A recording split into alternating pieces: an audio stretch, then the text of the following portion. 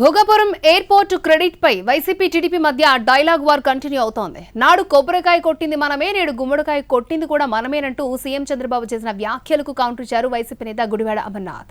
మీరు ఆ రెండు పనులు మాత్రమే చేశారు, మిగిలిన పనంతా వైసీపీ హయాంలోనే జరిగిందంటూ వ్యంగ్యాస్త్రాలను సంధించారు అమర్నాథ్.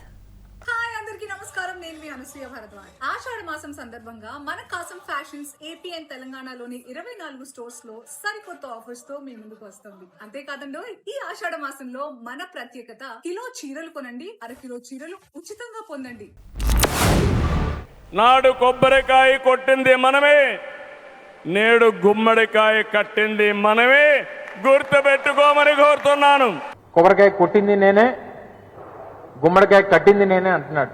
ఎస్, ఇవి రెండే మీరు చేశారు. మధ్యలో మిగిలిన పని అంతా కూడా జగన్మోహన్ రెడ్డి గారు చేశారు. కొబ్బరికాయ కొట్టడానికి, గుమ్మడికాయ కట్టడానికి ముఖ్యమంత్రి అవసరం లేదు.